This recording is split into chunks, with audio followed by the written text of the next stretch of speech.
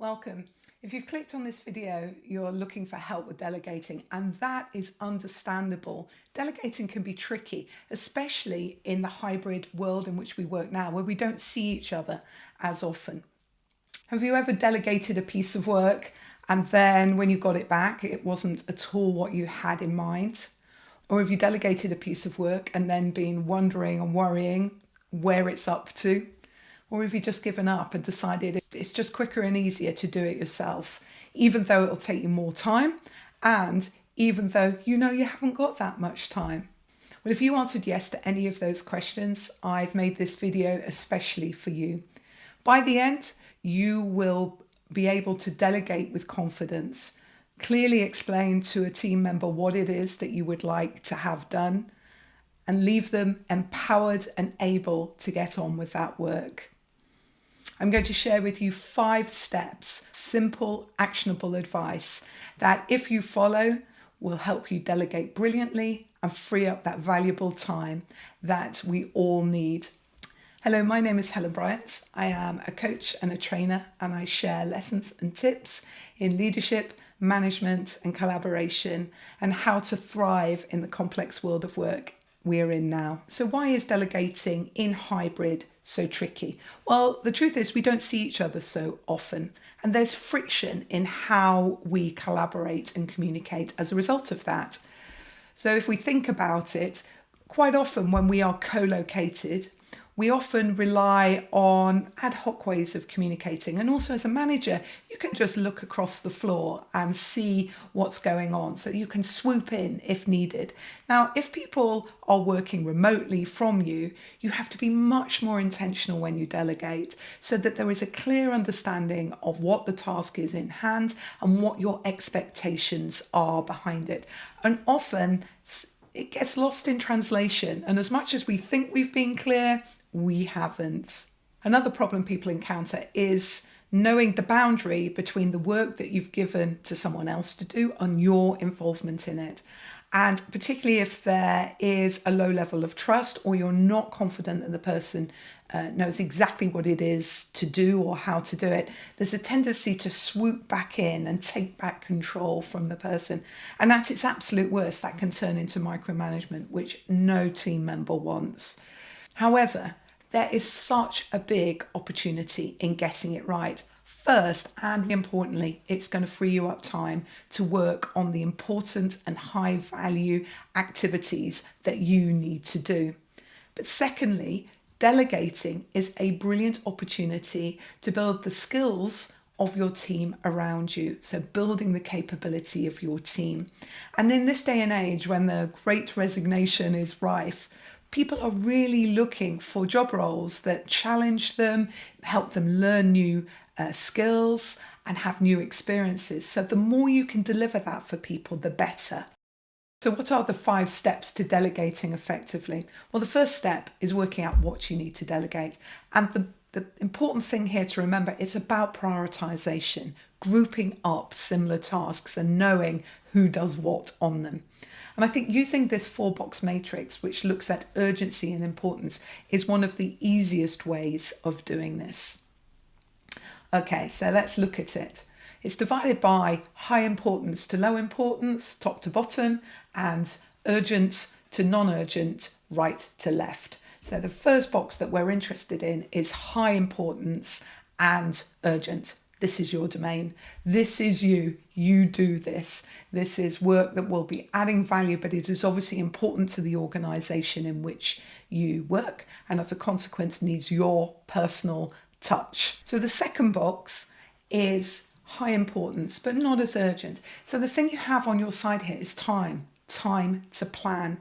Now, it may well be when you've planned the work out that you can involve your team and delegate some or all of that work. But because of its importance, you need to think about how that work will be organized and done. The third box, we're looking at the work that's less important, but still urgent. Now, this is the delegation zone. This is absolutely where you need to be calling on your team to get work done and getting it off your to-do list. The bottom left-hand box is your not important and not urgent. And this can be habitual work that you're just doing and not really thinking about. But actually, if you stop and take control of this box, it can release a lot of time, both for you and your team. You want to think here, can it be just stopped completely? We don't need to do this. Secondly, you might want to automate it. So looking into software solutions, simple software solutions, where you can automate it and get it off your to-do list. Or finally, you might want to delegate it.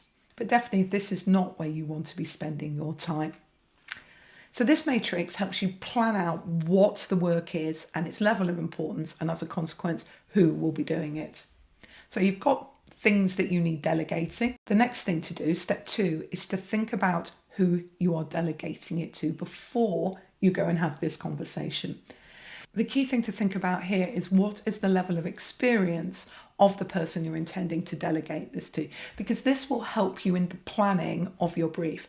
Because if somebody has less experience, you're probably going to be a bit more prescriptive. You're going to need more time to train them up to do this task, but train them up, you free up the time.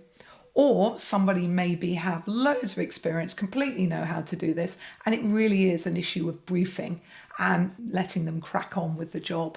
So this really helps in you tailoring your message, but also remember, people are looking for development opportunities. So the more you can think about this as you're planning out who would be the right person to do this job, the better. Now, step 3 is the bit that most people associate with delegating, and it's briefing the individual. And the most important thing to remember here is you need to describe the outcome. What you're really doing is describing what is done.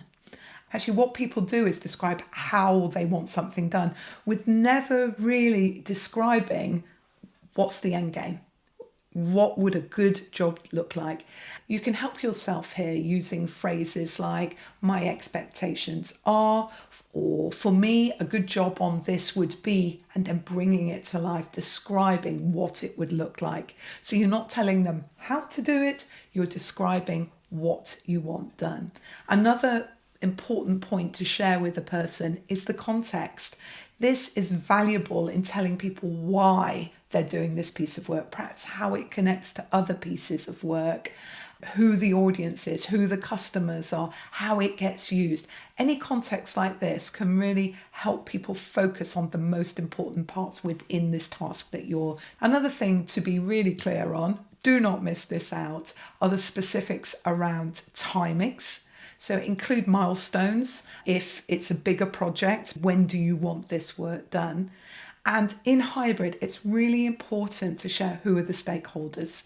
Because people are not working near each other, often they don't know each other as well. So the more in this environment you can be specific about who the stakeholders are on this piece of work, who you're expecting people to engage with, if they're working with someone else or need to get somebody else's view, the better. Because this really helps people connect with the right people as opposed to just people they know. So you've done step 3, which is to explain what it is you want done.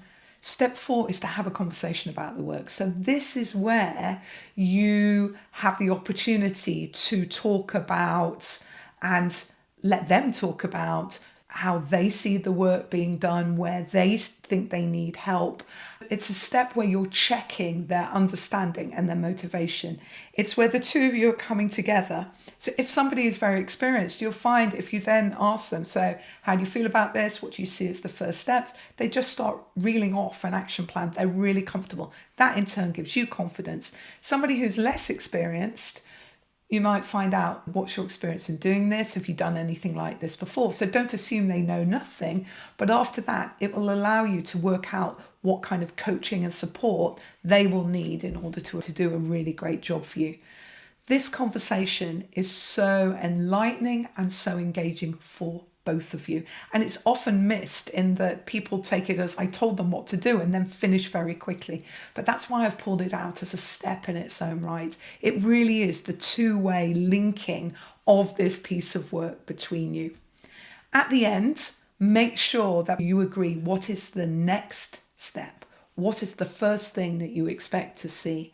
I think a really good thing to do is to get the individual to write down what their plan is, as it were, like a high level plan. In hybrid, this can be so valuable because, again, remember, we're missing a lot of that quick, ad hoc, on the go communication. So, as a consequence, the more you write down things, the more clarity you both get. So, it might be you may say to someone, it would be great if you just write me a one pager and then just check that we're on exactly the same page. It will reassure you, the milestones will be clear, the stakeholders will be clear, the outcomes will be clear, and it will empower the person. Now, obviously, you don't need to do that for small tasks, but it's these bigger pieces of work which can offer great experience to the individual in your team. And finally, step 5. You review whatever you've delegated in your one-to-ones. One-to-ones are an essential part of any manager's operating system. And as a consequence of that, if you're having them weekly or bi-weekly, following up on a delegated task just becomes a natural part of the way in which you work together. So you're not worrying where things are. You know you can talk about it at the one-to-one. And also it's an opportunity then for coaching and feedback on that delegated piece of work. So there you go. 5 steps to improve your delegating. 1, get clear on what are the tasks that you should delegate and which ones you should be doing yourself. 2, think about the person you're delegating it to. What's their level of experience? And match the task to the individual. And remember to give development opportunities wherever you can. 3, brief and focus on the outcomes so that the person is crystal clear what a good job looks like. 4, have a conversation between you. Engage and let that person join in and take ownership of that project so that you both leave knowing exactly what the first next step is. And finally, use your one-to-ones to review progress on these delegated tasks. So what are the challenges you face when you're delegating? If you need a little help, if you share them in the comments, I will help you fix them. If you found this video useful, please subscribe to my channel and ring the bell so that you get reminded of each and every video that I release. I release a video every week, except next week because I'm on holiday. So I'll see you in 2 weeks' time. Take care. Bye.